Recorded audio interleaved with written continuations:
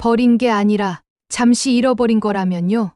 따스한 봄 햇살 아래 공원 벤치 위에서 고성이의 목소리가 조용히 울립니다. 은호의 손에는 성희가 손수 준비해온 도시락이 놓여 있었죠. 그 한마디가 은호의 마음을 단숨에 뒤흔들었습니다. 지금까지는 그저 자신은 버려진 아이라 믿으며 살아왔습니다. 누군가의 선택으로 지워진 삶이라 생각했죠. 하지만 만약 그게 버림이 아니라 잃어버림이라면 이 세상 어딘가 자신을 여전히 찾고 있을 사람이 있을지도 모릅니다. 그 한 줄기 가능성이 오랫동안 잠들어 있던 마음을 흔들었어요. 그리고 오늘 은호는 진실의 문을 직접 열어보기로 결심합니다. 부산. 오래전 불이 났던 시장. 모든 것이 시작된 그곳으로. 하지만 오늘의 이야기는 은호만의 여정이 아닙니다. 정략결혼 앞에서 흔들리는 영라의 선택, 가진 것의 무게보다 마음의 크기를 알아버린 김장수의 운명, 그리고 진실 앞에 서게 될 한 사람의 아버지와 두 여자의 이야기. 이 하루 속에서 그들의 길이 서로 교차합니다. 잃어버린 게 아니라면 되찾을 수도 있겠죠? 오늘 진실을 향한 그 첫걸음이 시작됩니다. 버린 게 아니라 잠시 잃어버린 거라면요? 그 말이 은호의 가슴 속에서 떠나지 않았습니다. 며칠이 지났건만 고성희 이사장님이 건넨 그 한마디가 계속해서 마음을 흔들었죠. 은호는 지금껏 자신을 버려진 아이라고 생각하며 살아왔어요. 누군가의 선택으로 지워진 존재, 원치 않아 내쳐진 삶. 그렇게 믿으며 마음 한구석을 단단히 잠가뒀던 거예요. 하지만 만약 그게 아니라면요? 버림이 아니라 잃어버림이라면 이 세상 어딘가에 자신을 여전히 찾고 있을 사람이 있을지도 모른다는 생각. 그 가능성 하나가 은호에 닫혀있던 마음을 조금씩 열기 시작했습니다. 30년 가까이 단단히 잠가뒀던 문이 삐걱거리며 열리는 소리가 들리는 것 같았어요. 오후 햇살이 부드럽게 내려앉은 맘대로 집 사무실. 카페를 개조해서 만든 이 공간은 따뜻한 나무 향기와 햇빛이 가득했어요. 지역은 넓은 작업 테이블에 시공 도면을 펼쳐놓고 고심에 잠겨 있었습니다.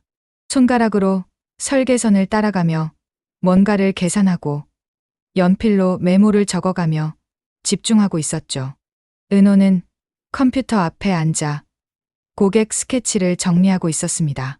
클릭 소리만이 조용히 울리는 평화로운 오후였어요. 하지만 은호의 마음은 평화롭지 않았습니다. 화면 속 디자인 파일들이 눈에 들어오지 않았어요. 자꾸만 다른 생각이 떠올랐죠. 이사장님은 왜 그런 말씀을 하셨을까? 혹시 나를 보며 무언가 느낀 게 있으신 걸까? 은호는 고개를 저었어요. 말도 안 되는 생각이라고 스스로를 타일렀죠. 하지만 마음 한편에선 작은 기대가 싹트고 있었습니다. 어쩌면, 정말 어쩌면 말이에요. 그때 문이 열리며 익숙한 목소리가 들려왔습니다. 우리 대표님, 요즘 너무 바쁘다면서요? 얼굴 보기가 하늘의 별 따기네요. 성재였어요. 늘 그렇듯 여유로운 미소를 지은 채 문을 열고 들어섰죠. 깔끔한 네이비 정장 차림에 한 손엔 고급스러운 가죽 서류 가방을 들고 있었습니다. 햇빛을 받은 그의 모습은 마치 화보처럼 빛났어요. 지혁이 고개를 들며 놀란 표정을 지었습니다. 투자자치고는 너무 자주 오시는 거 아니에요? 일주일에 3번은 좀 심한 것 같은데요. 30억 투자했으면 이 정도 방문권은 있죠. 아니, 매일 와도 되는 거 아니에요? 성재가 웃어 넘기며 답했지만 그의 시선은 자연스럽게 은호 쪽으로 향했습니다. 은호가 자리에서 일어나 공손히 인사했어요. 안녕하세요, 본부장님. 오늘도 점검 나오셨어요? 응. 바쁜 거 아니었어. 방해한 건 아니고? 성재는 짧게 대답하며 테이블 위에 놓인 작은 화초를 손가락으로 살짝 만졌어요. 은호가 직접 키우는 다육이였죠. 그러곤 창밖을 바라보며 말했습니다. 역시 여기 오면 공기가 다르네요. 뭔가 편안하고 따뜻한 느낌이 들어요. 지역이 장난스럽게 끼어들었습니다. 공기 좋은 이유는 따로 있잖아요. 우리 팀원 중 누군가 때문이겠죠? 성재 씨도 알면서 그러시네. 성재가 눈을 흘기며 헛기침을 했어요. 업무 얘기합시다. 투자 보고서부터 봐야죠. 지난주 매출 현황이랑 이번 달 계약 건수 좀 보여주세요. 분위기를 바꾸려는 성재의 모습이 역력했어요. 지역이 픽 웃으며 파일을 꺼내는 순간 은호의 눈에 모니터 한쪽 구석에 뉴스 자막이 들어왔습니다. 부산중앙시장 화재 사건 기록 일부 복원 마이너스 30년 전 실종 아동 명단 재조사 착수. 은호의 손끝이 미세하게 떨렸습니다. 마우스를 쥔 손에 힘이 들어갔죠. 심장이 빠르게 뛰기 시작했어요. 그 시장, 바로 그곳이었어요. 고성희 이사장님이 말했던 딸을 잃어버렸다는 그날의 바로 그 장소였습니다. 쌍둥이를 낳고 남편이 집에 오던 중 교통사고를 만나 세상을 떠났어요. 저는 살아야 했기에 한 아이는 옆집에 맡기고 한 아이만 업고 보험을 팔러 다녔어요. 그런데 갑자기 부산시장에 불이 나서 아이를 찾으러 갔더니 그 아이가 사라져 있었던 거예요. 고성희의 목소리가 기억 속에서 생생하게 되살아났습니다. 그날 이후 그 말이 계속 은호의 마음속에 맴돌았어요. 밤마다 꿈에 나타나고 일하는 중에도 문득문득 떠올랐죠. 씻을 때도 밥을 먹을 때도 그 말이 귓가에 맴돌았습니다. 지역이 은호의 표정을 읽고 물었습니다. 은호야, 무슨 일 있어? 얼굴이 하얗게 질렸는데 은호는 화면을 가리키며 떨리는 목소리로 말했어요. 이사장님이 말씀하셨던 시장이에요. 그날 잃어버린 아이가 있었다던 그곳인데 기록이 복원됐대요. 실종 아동 명단도 다시 조사한대요. 지역은 잠시 말없이 은호를 바라봤습니다. 그녀의 떨리는 눈빛을, 꽉 쥔 주먹을, 빨라진 숨소리를 놓치지 않았어요. 그러곤 단호하게 말했죠. 혼자 갈 수는 없잖아. 같이 가자. 내가 옆에 있을게. 은호의 시선이 흔들렸습니다. 고성희의 마지막 말이 또다시 귓가에 울렸어요. 버린 게 아니라 잠시 잃어버린 거라면요? 그럼 찾을 수 있는 거 아닐까요? 사무실 유리창 너머로 봄 햇살이 길게 비쳤습니다. 은호의 눈동자엔 두려움과 희망이 동시에 흔들리고 있었어요. 진실을 알고 싶은 마음과 알게 될까 봐 두려운 마음. 그 둘이 팽팽하게 맞서고 있었죠. 성재가 조용히 물었습니다. 은호 후배, 뭔가 결정해야 할 일이 있어. 필요하면 내가 도와줄 수도 있는데. 은호는 고개를 좌우로 저었어요. 그렇습니다. 이제 결정할 시간이었어요.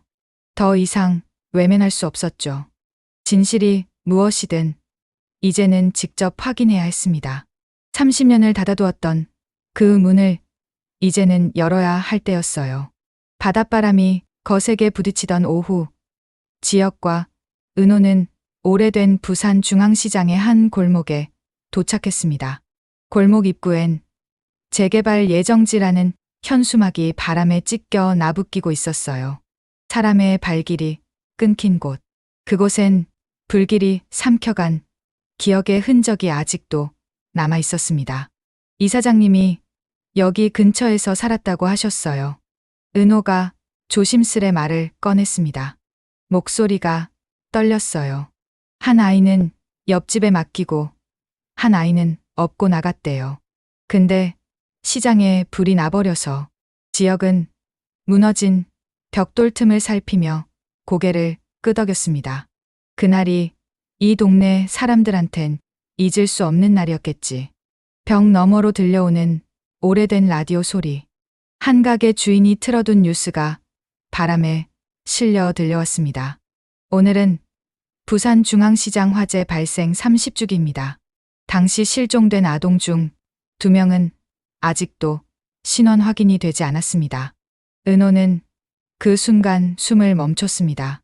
그녀의 시선이 한쪽 벽에 그을음 자국에 닿았어요. 검게 그을린 자리에 작게 적힌 글자가 보였습니다. 보육원 방향 200m. 지역 선배. 저 표지판이 그때 남은 흔적일까요? 확실하지 않지만 저 길 끝이면 뭔가 있을 거야. 두 사람은 천천히 발걸음을 옮겼습니다. 마치 잃어버린 기억을 밟듯이 한 걸음 한 걸음이 조심스러웠어요. 화재 기록 보관소는 시장에서 조금 떨어진 낡은 건물 2층에 있었습니다. 문을 열고 들어서니 한 중년 남성이 앉아 있었어요. 30년 전 중앙시장 화재 기록을 보러 왔습니다. 당시 실종 아동 관련 자료가 있을까요? 지역이 정중하게 말했어요. 관리인은 잠시 생각하더니 두툼한 장부를 들고 나왔습니다. 여기 당시 기록이 있습니다. 근데 그날 정전이 났었죠. 그래서 기록이 일부 누락됐어요. 정전이요? 은호가 눈을 크게 떴습니다. 네. 오후 2시쯤부터 3시간 정도 전기가 끊겼어요. 은호는 장부를 넘기며 전기 기록 부분을 자세히 살펴봤어요. 그러다 이상한 점을 발견했습니다. 지역 선배, 여기 좀 보세요. 정전 시간이 2번 기록됐어요. 오후 2시부터 5시. 그런데 여기 또 오후 3시부터 4시라고 적혀 있어요. 지역이 장부를 자세히 들여다봤습니다. 이상하네. 시간대가 겹치는데 기록이 달라. 인위적으로 뭔가 누락시킨 걸까? 은호는 다음 페이지를 넘겼습니다. 그때 한 이름이 눈에 들어왔어요. 최윤옥, 간호사? 아, 그분이요? 당시 보육원에서 일하셨던 분이에요. 화재 현장에 아이들 구하러 들어갔다가 크게 다치셨다고 들었어요. 은호의 심장이 빠르게 뛰기 시작했습니다. 그분 지금 어디 계세요? 은퇴하셔서 부산 어딘가에 계실 거예요. 정확한 주소는 개인정보라 알려드릴 수가 없네요. 은호는 장부를 다시 펼쳤습니다. 정전 시간 동안 누가 있었는지 찾아야 해요. 그 시간에 뭔가 있었을 거예요. 은호의 목소리에 절박함이 묻어났습니다. 지역이 은호의 어깨를 가만히 잡았어요. 은호야, 오늘은 여기까지 하자. 천천히 찾으면 돼. 하지만 은호는 고개를 저었습니다. 이 안에 뭔가 있어요. 최윤옥 간호사님을 꼭 찾아야 해요. 그 시각 서울의 작은 단칸방. 김장수는 박스를 정리하며 전화를 받았습니다. 다정이냐? 그의 목소리는 반가움이 묻어 있었습니다. 아버지, 요즘은 괜찮으시죠? 괜찮지. 일도 꾸준히 하고 어제는 조옥래랑 새 알바도 시작했다. 장수는 밝게 말했지만 숨이 가빠왔습니다. 아버지, 이번 주는 그냥 쉬세요. 아니야, 괜찮아. 근데 다정아, 너 목소리가 좀 이상한데 무슨 일 있냐? 그냥 요즘 회사 일 때문에요. 신경 쓰지 마세요. 통화가 끝난 뒤 다정은 창밖을 바라보며 한숨을 내쉬었습니다. 책상 위엔 반송된 국제우편 한 통이 놓여 있었어요. 보낸 사람 김서준, 받는 사람 김장수. 동생이 보낸 편지였지만 주소 불명으로 돌아온 것이었죠. 다정은 그 편지를 서랍 깊숙이 밀어 넣었습니다. 작업을 마친 김장수가 창가에 앉았습니다. 해가 지는 하늘을 바라보며 중얼거렸어요. 요즘 딸아, 자꾸 옛날 생각이 나. 내가 벌었던 돈 다 그놈한테 쏟아붓고도 그래도 걔가 행복했으면 좋겠다고 생각했었지. 그는 낡은 수첩을 펼쳤습니다. 거기엔 단 한 줄이 적혀 있었어요. 언젠가 아들이 돌아오면 이 말부터 해야지. 괜찮다. 다 괜찮다. 부산의 기록보관소. 은호가 복사기 앞에 서서 서류들을 복사하고 있었습니다. 정전시간대 기록, 최윤옥 간호사 이름이 적힌 페이지, 실종 아동 명단. 하나하나 꼼꼼하게 복사했어요. 이 안에 뭔가 있어요.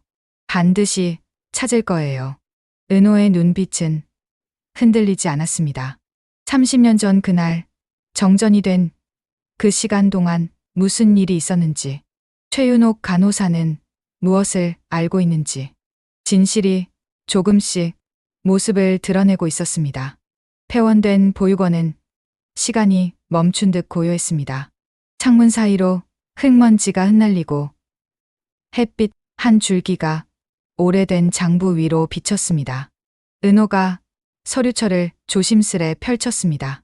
표지엔 보호아동 관리대장이라 적혀 있었고 글씨는 번져 있었어요. 선배, 여기에 기록이 있어요. 지역이 장갑을 낀 손으로 한 장을 넘겼습니다. 이름, 생년월일, 혈액형이 적힌 명부들. 그런데 한 줄만 이상했어요. 잉크가 번지고 이름이 덧칠돼 있었습니다. 그 옆에는 생년월일 공란, 혈액형 공란. 이건 누군가 고친 흔적이에요. 지역이 낮게 중얼거렸습니다. 이사장님, 이름 일부가 보여. 누군가 일부러 지운 거야. 은호의 손끝이 떨렸습니다. 이름을 덧칠하고 생년월일을 비워둔 이유가 뭘까요? 정확히 누군가의 기록을 감추려 한 거지. 지역은 조심스럽게 다른 페이지들을 넘겼어요. 다른 아이들의 기록은 모두 정확했습니다. 오직 그 한 줄만 이상했죠. 그때 낡은 서류철 밑에서 작은 사진 한 장이 떨어졌습니다. 빛바랜 신생아의 발, 그리고 발목에 걸린 개의 발찌가 선명하게 보였어요. 두 개 쌍둥이였어요. 은호의 눈빛이 흔들렸습니다. 고성희 이사장님이 말했던 쌍둥이. 한 아이는 옆집에 맡기고 한 아이는 업고 나갔다던 그 이야기가 사실이었던 거예요. 그럼 한 명은 어디로 간 걸까요? 지역은 조심스레 사진을 다시 상자에 넣었어요. 진실을 찾는다는 게 때로는 상처부터 보는 일이야. 괜찮겠어? 괜찮아요. 이건 제 일이니까요. 은호는 계속해서 간호사 인사 기록을 뒤졌습니다. 선배, 여기 최윤옥 간호사 기록에 한 줄이 빠져 있어요. 1995년 3월부터 6월까지 근무 기록이 아예 없어요. 화재가 난 게 5월이었지? 그 시기 기록이 없다는 게 이상하네. 누군가 의도적으로 지운 것 같아요. 그 시각 서울의 카페 앞 지완의 차가 멈춰서자 영란은 두 손을 꼭 쥐었습니다. 오늘은 재벌남과의 첫 데이트였죠. 도착했어. 영라야. 데이트 잘해. 지완의 목소리는 부드러웠지만 망설임이 묻어 있었습니다. 오빠, 고맙습니다. 영란은 작은 미소를 지으며 눈을 열었습니다. 요즘 들어 지완을 오빠라고 부르게 되면서 둘 사이가 가까워졌거든요. 문 밖에는 재벌남이 기다리고 있었어요. 차만 타고 다니지 말고 좀 걷자. 오늘 날씨가 좋잖아. 영란은 잠시 머뭇거렸습니다. 하지만 그가 내민 손을 따라 걸음을 옮겼어요. 이렇게 걷는 게 좋아요. 영라의 목소리는 작고 조심스러웠습니다. 넌 이런데 잘 안 나와 봤지? 네, 그냥 사람 구경이 좋네요. 재벌남은 의미 모를 미소를 지었습니다. 순진한 건 좋은데 너무 믿지는 마. 세상은 그렇게 단순하지 않아. 영란은 뭔가 불편한 기색을 드러냈어요.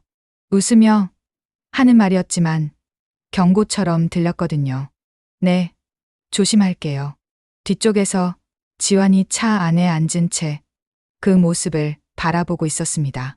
운전대 위에 올린 손이 떨렸어요. 영라야, 괜찮겠지? 지환의 혼잣말이 차 안에서 메아리 쳤습니다. 영라를 부를 때만큼은 반말이 나왔어요. 하지만 지환은 차를 출발시키지 못하고 그저 두 사람이 사라질 때까지 바라보고만 있었죠. 영라가 고개를 돌려 뒤를 바라봤습니다. 지환의 차가 아직 그 자리에 있었어요. 영라는 작게 한숨을 쉬었습니다. 오빠, 걱정하지 마세요. 마음속으로 그렇게 말하며 다시 앞을 향해 걸었습니다. 부산 보육원. 은호가 서류를 덮으며 말했습니다. 이사장님이 그날 잃어버린 게 정말 버린 게 아니었다면 이 빈칸이 그 증거일지도 몰라요. 지혁은 조용히 고개를 끄덕였습니다. 이제 서울로 돌아가야겠어. 여기서 찾을 건 다 찾았으니까. 은호는 다시 한번 발찌 사진을 바라봤습니다. 두 개의 발찌, 그럼 한 명은 살아있는 걸까요? 바람이 문틈을 스치며 서류를 흔들었습니다. 성이라는 이름 일부가 바람에 드러났다 사라졌어요. 은호는 그 이름을 보지 못했지만 지혁은 잠깐 목격했습니다. 지혁의 표정이 굳어졌어요. 하지만 아무 말도 하지 않았습니다. 아직은 확실하지 않았으니까요. 은호야, 가자. 오늘은 여기까지만 하고 내일 다시 조사하자. 네, 선배. 두 사람은 폐원된 보육원을 나섰습니다. 뒤로 남은 건 바람에 흔들리는 서류들과 아직 밝혀지지 않은 30년 전의 비밀이었습니다. 다음 날 보육원 안은 정적이 깔려 있었습니다. 은호가 낡은 서류철을 펼치며 중얼거렸어요. 이건 정전 당시 기록이에요. 이사장님이 말한 그날 아이들이 옮겨졌다는 게 사실일지도 몰라요. 지혁이 먼지를 털어내며 말했습니다. 그때의 관리표가 남아있다면 여기에 있어야지. 두 사람은 책상 아래에 뒤엉킨 서류를 하나씩 꺼냈습니다. 그중 한 장의 종이가 눈에 띄었어요. 가장자리가 불에 그을린 아동 인계기록표였죠. 은호가 떨리는 손으로 읽기 시작했습니다. 오후 1시 20분 정전 발생. 아동 A 보호자 인수 완료. 아동 B 신원 확인 불가. 임시 보호실 대기. 은호의 손끝이 떨렸습니다. 두 번째 아이가 있었어요. 기록 불명이라니. 지혁은 그 문장을 따라 읽으며 고개를 들었어요.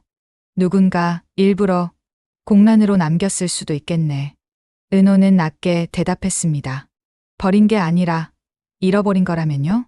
지혁은 조용히 은호를 바라보았습니다. 진실은 점점 가까워지고 있었어요. 은호는 계속해서 서류를 뒤지다가 또 다른 것을 발견했습니다. 간호사 최윤옥의 전보 기록이었어요. 선배, 여기 최윤옥 간호사 전보 기록이 있어요. 1995년 6월 화재 직후 갑자기 부산에서 서울로 전보됐대요. 화재 직후에? 그것도 이상하네. 은호는 더 깊이 서류를 살펴봤습니다. 그러다 작은 봉투 하나를 발견했어요. 봉투 안에는 사진 한 장이 들어 있었습니다. 한 여자, 아기의 작은 발. 발목에는 발찌가 차여 있었죠. 은호가 사진을 뒤집어 보니 희미하게 적힌 글씨가 보였어요. 쌍둥이 중 한 명, 임시보호. 은호의 목소리가 떨렸습니다. 쌍둥이 중 한 명이라고 적혀 있어요. 그럼 다른 한 명은 어디에 있는 걸까요? 지혁이 사진을 받아들고 자세히 살펴봤습니다. 이사장님이 업고 나갔다던 아이는 무사했을 거야. 문제는 여기 남겨진 아이가 누구냐는 거지. 은호는 사진 속 작은 발찌를 가만히 응시했어요. 그럼 한 명은 이 사장님과 함께 살아남았고, 한 명은 여기 보육원에 맡겨진 거네요. 그렇게 봐야겠지. 그 시각 서울의 거리. 재벌남과 영라가 걷고 있었고, 뒤에는 지환의 차가 천천히 따라오고 있었습니다. 재벌남이 갑자기 멈춰 서더니 뒤를 돌아봤어요. 저 차 계속 따라오는데. 뭐야? 제 보디가드예요. 영라가 조심스럽게 대답했습니다. 재벌남은 미간을 찌푸리며 차를 향해 손짓했어요. 지환이 차에서 내렸습니다. 영라는 이제부터 내가 보디가드 하면 되니 오늘은 차를 가지고 돌아가. 재벌남이 주머니에서 돈다발을 꺼내 지환에게 내밀었어요. 이거면 되지? 지환은 그 돈을 보지도 않고 말했습니다. 저는 영라 씨의 보디가드이므로 영라 씨를 두고 갈 수 없습니다. 돈은 필요 없습니다. 재벌남이 비웃듯 말했어요. 내가 감히 내가 누군지 알고 내 앞에서 뻗팅기냐? 그는 화를 내며 지환의 말을 무시하더니 목소리를 높였습니다.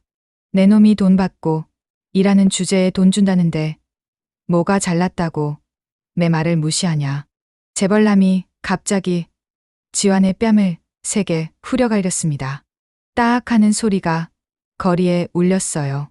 영라가 깜짝 놀라 달려왔습니다. 그만하세요. 왜 그러시는 거예요? 영라 씨는 가만히 계세요. 이런 놈은 따끔한 맛을 봐야 한다고요. 재벌남은 여전히 화가 풀리지 않은 표정이었어요. 지환의 뺨은 빨갛게 부어올랐지만 지환은 꿋꿋이 서 있었습니다. 영라가 화가 나서 소리쳤습니다. 그만하세요. 저는 이 사람과 함께 돌아갈 거예요. 뭐라고? 재벌남이 황당하다는 표정을 지었지만 영라는 이미 차 문을 열고 뒷좌석에 올라타고 있었어요. 오빠, 빨리 출발해요. 지환은 놀란 듯 운전대를 잡고 급히 시동을 걸었습니다. 차는 재벌남을 그 자리에 남겨둔 채 빠르게 떠났어요. 차 안의 공기는 숨 막히도록 조용했습니다. 영라는 지환의 뺨에 붉게 남은 자국을 바라보며 작게 말했어요. 오빠, 많이 아파요? 괜찮아, 영라야.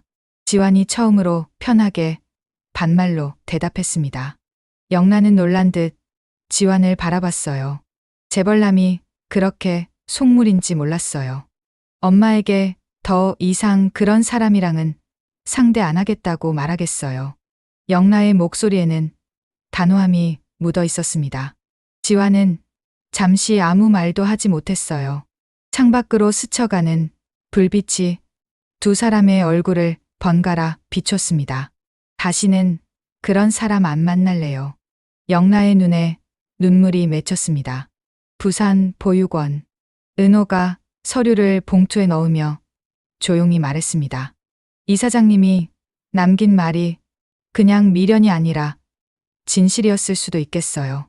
지혁은 창문 밖을 바라보며 대답했어요. 그럼 이제부터는 진짜 찾을 차례야. 창문 사이로 스며드는 햇빛이 인계기록서 위 문장을 다시 비췄습니다. 아동 비신원 확인 불가. 은호는 그 문장을 가만히 바라보았습니다.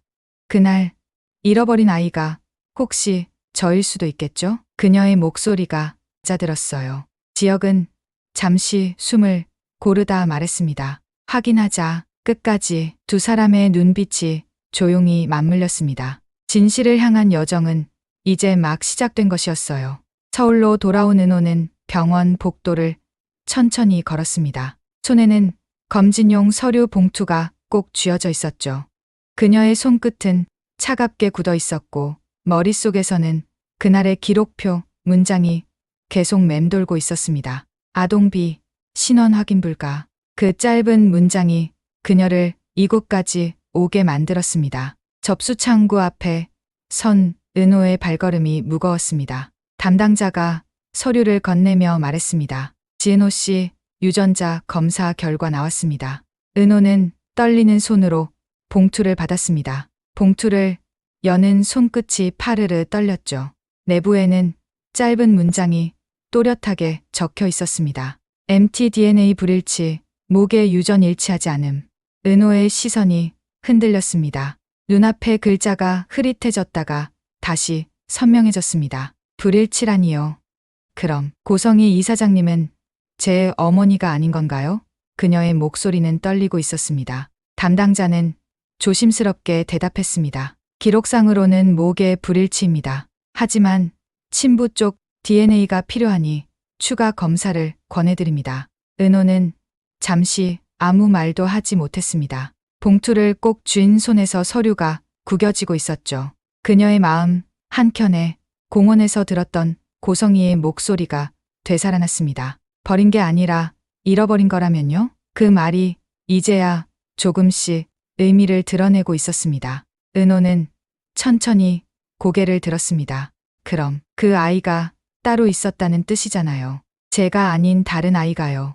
같은 시각 김장수의 집 부엌에서는 다정이 전화를 붙들고 있었습니다. 조용한 부엌 한켠 그녀의 목소리는 낮고 긴장돼 있었죠. 예, 그 사람은 아직 모르세요. 아버지에겐 절대 말씀드리면 안 돼요. 지금 건강도 안 좋으신데 그 소식 들으면 더 쓰러지실 거예요. 수화기 너머에서 목소리가 들렸습니다. 그래도 형님이 아들이 귀국했다는 걸 알게 되면 말이죠. 다정은 말을 끊었습니다. 안 돼요. 절대 알리면 안 돼요. 그녀는 한숨을 깊게 내쉬었습니다. 그 사람 지금 병원에 계시잖아요. 사업 망하고 이혼하고 그걸 아버지가 아시면 마음이 무너지실 거예요. 주름진 손으로 전화기를 쥔 다정의 눈가에 작은 눈물이 맺혔습니다. 그녀의 목소리는 점점 더 떨리고 있었죠. 아버지는 아직도 아들이 성공했다고 믿고 계시니까요. 그 믿음만큼은 지켜드리고 싶어요. 그게 제가 할 수 있는 유일한 일이에요.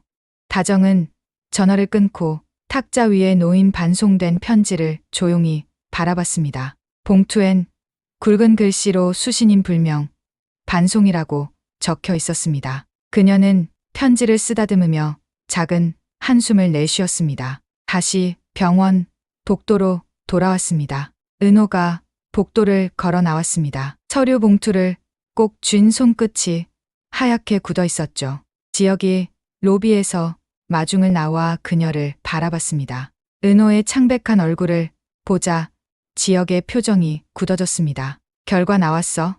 그녀는 짧게 고개를 끄덕였습니다. 이 사장님은 제 친모가 아니에요. 그 말에 지혁의 눈빛이 흔들렸습니다.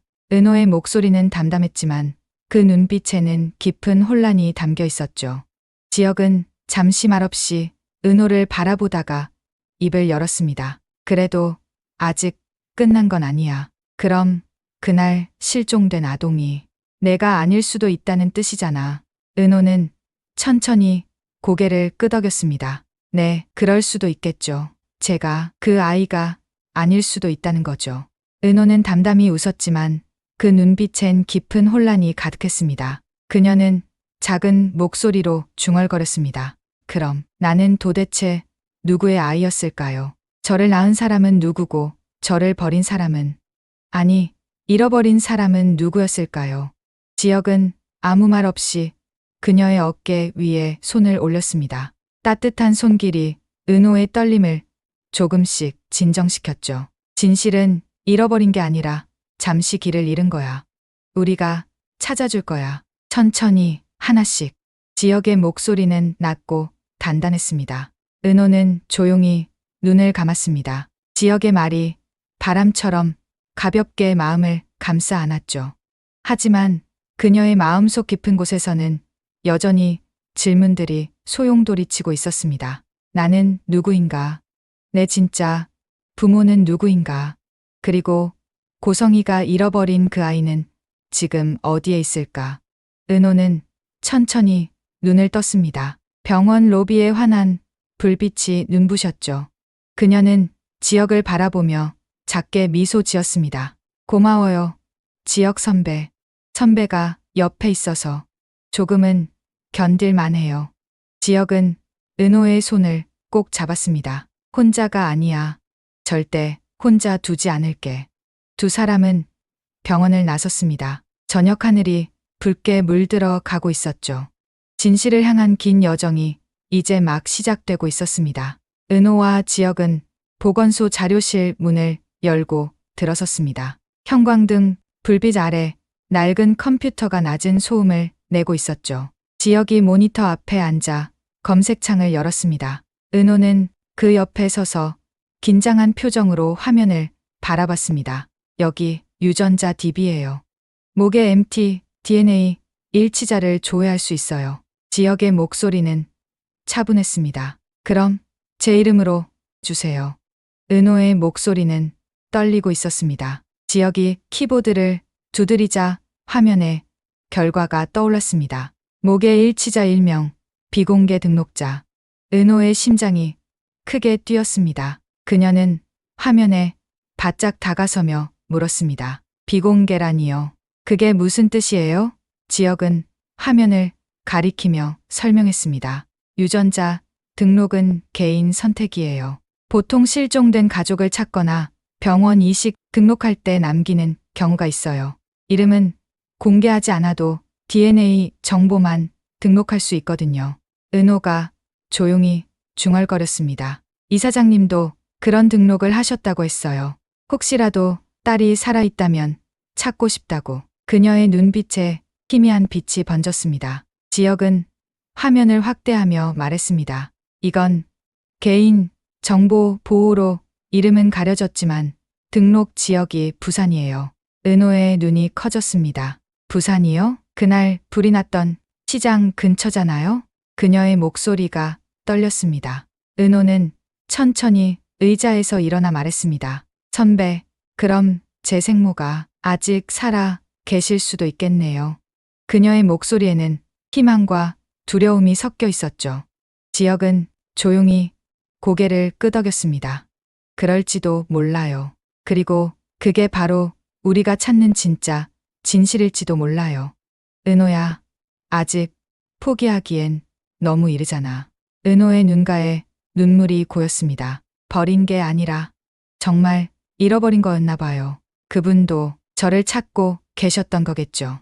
그녀의 목소리는 낮았지만 오래 울리듯 따뜻했습니다. 같은 시간 김장수는 작업대 앞에 앉아 반송된 편지 봉투를 바라보고 있었습니다. 수신인 불명이라는 도장이 선명했죠. 그는 손끝으로 봉투를 천천히 어루만졌습니다. 수신인 불명이라. 그의 목소리는 쓸쓸했습니다. 잠시 눈을 감자 젊은 시절의 장면이 떠올랐습니다. 한때 번화가에서 작은 식당을 하던 시절이었죠.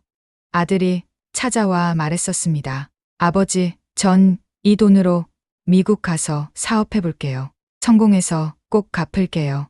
아버지, 기대에 부응하는 아들이 되겠습니다. 그때만 해도 자랑스러웠습니다. 아들의 당찬 모습이 든든했죠. 하지만 몇 년 뒤 편지 한 장이 날아왔습니다. 편지에는 이렇게 적혀 있었습니다. 사업이 망했습니다. 가족은 떠났고 몸도 좋지 않습니다. 아버지께 죄송하다는 말밖에 드릴 게 없습니다.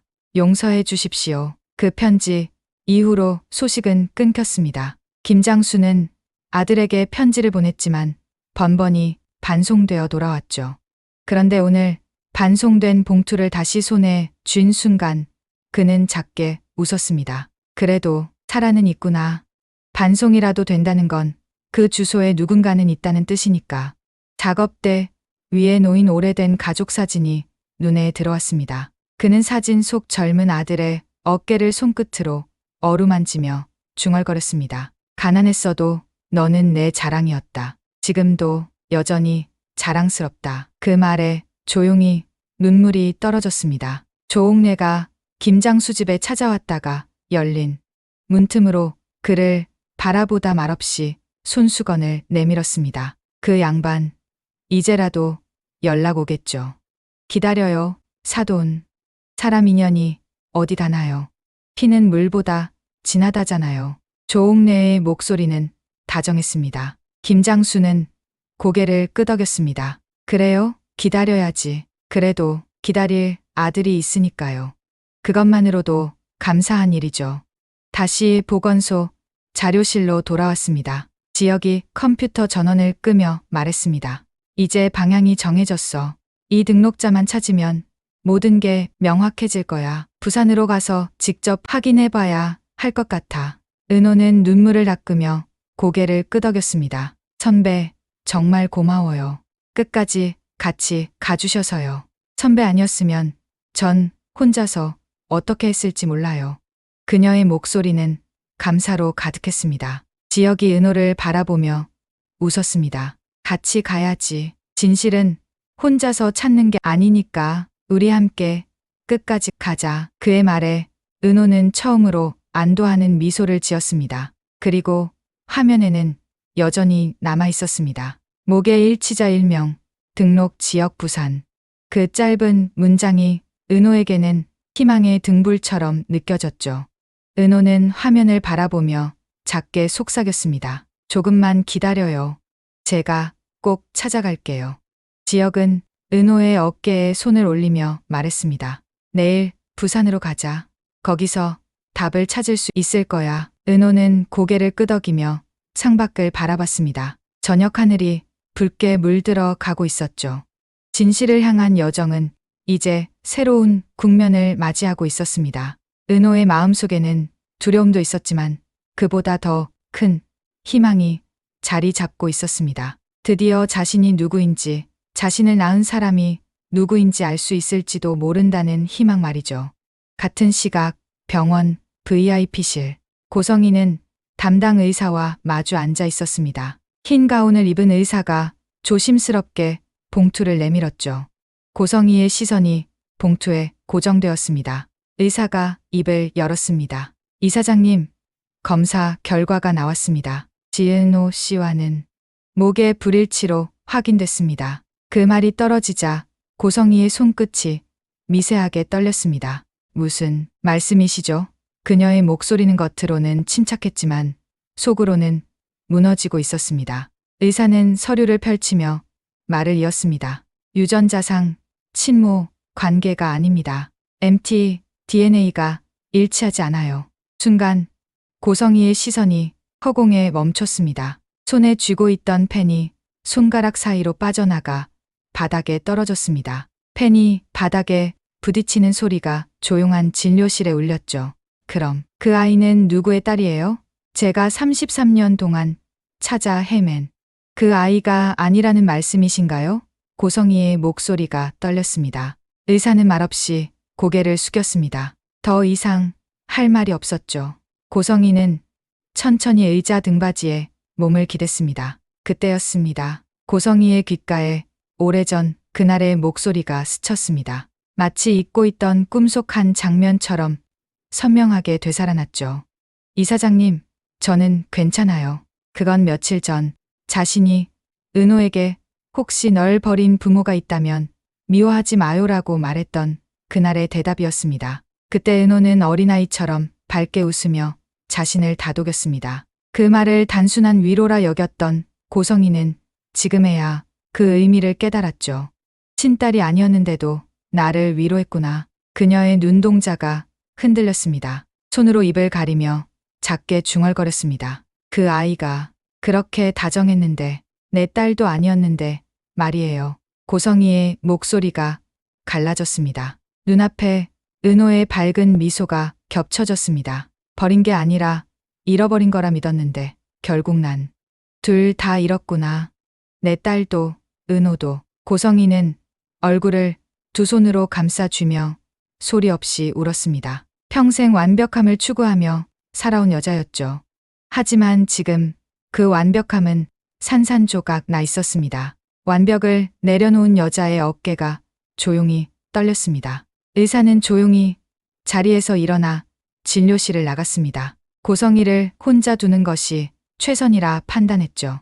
고성희는 창밖을 바라봤습니다. 서울의 야경이 눈부시게 펼쳐져 있었습니다. 하지만 그녀의 마음은 어둠 그 자체였죠. 30년 동안 준비해온 복수도 찾아 헤맨 딸도 모든 것이 무너져 내렸습니다. 그녀는 가방에서 오래된 사진 한 장을 꺼냈습니다. 아기 둘이 나란히 누워있는 사진이었죠. 내 딸아, 너는 지금 어디에 있니? 엄마는 너를 찾고 싶은데. 고성이의 눈물이 사진 위로 떨어졌습니다. 한편 병원 복도에서는 영라가 지환의 뺨에 밴드를 붙여주고 있었습니다. 지환의 뺨에는 작은 상처가 나 있었죠. 오빠, 이렇게 다치시면 어떡해요? 조심하셔야죠. 영라의 목소리는 걱정으로 가득했습니다. 지환은 쑥스럽게 웃으며 말했습니다. 미안해, 영라야. 괜찮아. 이 정도야 뭐. 영라는 밴드를 꾹 눌러주며 말했습니다. 괜찮긴요. 오빠는 너무 오바세요. 항상 무리하시니까요. 지환은 영라의 손을 살짝 잡았습니다. 영라야, 내가 걱정해주니까 다친 보람이 있네. 그의 말에 영라는 얼굴이 빨개졌습니다. 무슨 소리예요, 오빠. 다치는 게 어디 보람이 있어요. 하지만 그녀의 목소리는 부드러웠습니다. 지환은 조용히 웃었습니다. 두 사람 사이에 따뜻한 공기가 흘렀죠. 영라는 밴드를 다 붙이고 나서 말했습니다. 이제 조심하세요, 오빠. 다음엔 제가 정말 화낼 거예요. 지환은 고개를 끄덕였습니다. 알았어, 영라야. 다음부턴 조심할게. 영라는 웃으며 그의 어깨를 톡 쳤습니다. 네, 그러세요. 정말 걱정됐잖아요. 지환은 환하게 웃었습니다. 응, 걱정해줘서 고마워. 두 사람의 웃음소리가 복도에 울렸습니다. 어둡고 무거운 병원 분위기 속에서 그들의 웃음은 작은 희망의 빛처럼 느껴졌죠. VIP실로 돌아온 고성이는 여전히 창밖을 바라보고 있었습니다. 하지만 이제 그녀의 눈에는 눈물이 마르고 있었습니다. 그녀는 천천히 자리에서 일어나 거울을 바라봤습니다. 거울 속 자신의 모습이 낯설게 느껴졌죠. 이제 어떻게 해야 하지? 은호에게 뭐라고 말해야 할까? 고성이는 작게 중얼거렸습니다. 그녀는 가방을 들고 병원을 나섰습니다. 밤 공기가 차가웠지만 그녀의 마음은 더 차가웠습니다. 은호는 지금쯤 진실을 알게 됐을 거야. 자신이 고성이의 딸이 아니라는 사실을. 고성이는 은호에게 어떤 얼굴로 마주해야 할지 몰랐습니다. 미안함과 죄책감이 그녀를 짓눌렀죠. 하지만 동시에 은호의 따뜻함이 그녀의 마음을 조금씩 녹이고 있었습니다. 친딸이 아니었는데도 자신을 위로해준 은호. 그 따뜻함이 고성이에게는 구원처럼 느껴졌습니다. 고성이는 차에 올라타며 작게 속삭였습니다. 은호야, 미안해. 그리고 고마워. 차가 병원을 떠났습니다. 밤하늘에는 별이 총총히 떠 있었습니다. 늦은 밤, 병원 기록 보관실 앞. 은호는 낡은 서류철을 품에 안은 채 잠겨있는 철제문 앞에서 멈춰 섰습니다. 그녀의 손끝이 문손잡이에 닿자 차가운 쇳소리가 울렸죠. 은호는 작게 중얼거렸습니다. 이 문은 왜 지금까지 잠겨 있었을까? 손끝이 떨리고 있었습니다. 조심스레 봉투를 열자 바랜 종이 위에 희미한 글씨가 드러났습니다. 에델 보육원 입소 기록 1995년 3월 여아 2명. 은호의 입에서 짧은 숨이 새어나왔습니다. 2명이라고? 눈빛이 흔들렸습니다. 손끝으로 서류를 더듬으며 다시 읽어봤습니다. 분명 2명이라고 적혀 있었죠. 그럼 또 다른 아이가 있었다는 건가? 나 말고 또 다른 아이가? 은호는 손끝으로 도장을 더듬었습니다. 보육원 출입 기록 2인 확인. 은호의 목소리가 낮게 떨렸습니다. 두 번째 사람은 누구였을까요? 그 순간 지역의 말이 귓가를 스쳤습니다. 은호야, 그날 정전이 났던 시간에 누군가 출입 기록을 수정했대. 출입 기록을요? 왜요? 모르겠어. 다만 그 사람이 마지막으로 나간 뒤 아이 한 명이 사라졌대. 은호의 눈빛이 점점 깊어졌습니다. 서류를 다시 펼쳐보니 작은 메모 한 장이 서류 사이에 끼워져 있었습니다. 그날 나는 그 아이를 지키려 했어요. 은호는 메모를 읽으며 손이 떨렸습니다. 누가요? 그날 누구였죠? 은호는 메모를 꼭 쥐며 말했습니다. 버린 게 아니라 잃어버린 거라면 그 아이는 어디에 있는 걸까요? 그리고 저를 지키려 했다는 사람은 누구였을까요? 그녀의 목소리는 떨리고 있었지만 포기하지 않으려는 의지가 담겨 있었죠. 은호는 서류철을 품에 안고 천천히 복도를 걸어 나왔습니다. 병원의 긴 복도가 끝없이 이어져 있었습니다. 그녀는 작게 중얼거렸습니다. 그 문을 열면 제 인생도 바뀔까요? 같은 시간 영란은 지환의 차 안에서 조용히 창밖을 바라봤습니다. 라디오에서는 잔잔한 음악이 흘렀고 그녀의 손에는 아직 붙이지 못한 반창고 한 장이 남아 있었습니다. 영란은 반창고를 바라보며 작게 말했습니다. 오빠, 사람 마음은 참 이상해요. 좋은 줄 알았던 사람이 하루아침에 낯설어져요. 지환은 운전대를 잡은 채 대답했습니다. 그게 진짜 어른이 되는 과정이야, 영라야. 영란은 지환의 대답에 작게 미소 지었습니다. 그럼 오빠, 진짜 어른이 된다는 건 누굴 믿는 걸까요? 아니면 있는 걸까요? 지환은 잠시 말이 없었습니다. 그리고 천천히 대답했습니다. 둘 다일 거야. 믿는 법도 배우고 있는 법도 배우는 거지. 영란은 고개를 끄덕이며 반창고를 가방에 넣었습니다. 사람 마음은 믿음으로 바뀌는 걸까요? 아니면 상처로 바뀌는 걸까요? 그녀의 목소리는 작았지만 깊은 고민이 담겨 있었죠. 그리고 먼 곳, 김장수는 자신의 낡은 책상 앞에서 반송된 편지 한 통을 바라보고 있었습니다. 수취인 불명, 도장 자국이 짙게 찍혀 있었습니다. 김장수는 편지 봉투를 조심스레 펴며 혼잣말을 했습니다. 그래도 기다릴 아들이 있다는 게 감사한 일이지. 한 번은 돌아오겠지. 한 번쯤은. 말끝이 잦아들었습니다. 그의 눈에는 오래 묵은 후회가 번졌습니다. 김장수는 편지를 가슴에 안으며 작게 중얼거렸습니다. 피는 숨을 수도 버려질 수도 없더라. 밤의 공기가 묵직했습니다. 서류를 쥔 은호의 손이 서서히 떨렸습니다. 그녀는 병원 로비에 서서 서류를 바라봤습니다. 그녀의 목소리가 낮게 흘렀습니다. 만약 그날 누군가가 아이를 바꿔치기 했다면 그건 실수였을까요? 아니면 누군가의 선택이었을까요? 은호의 말 위로 영라의 생각이 겹쳐집니다. 사람 마음은 믿음으로 바뀌는 걸까요?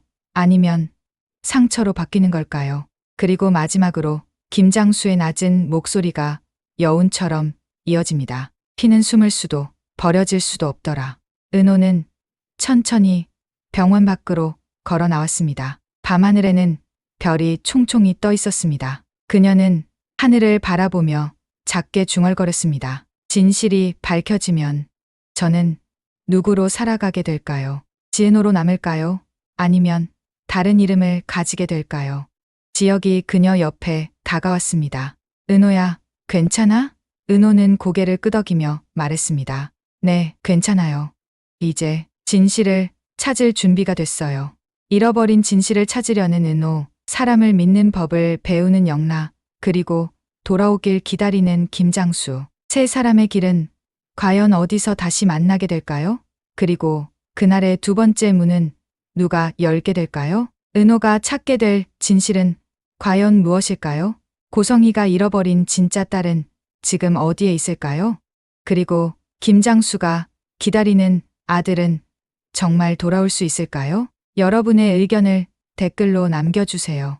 댓글과 구독은 다음 영상을 만드는데 힘이 됩니다. 시청해주셔서 감사합니다. 지금까지 드라마의 고쇼였습니다.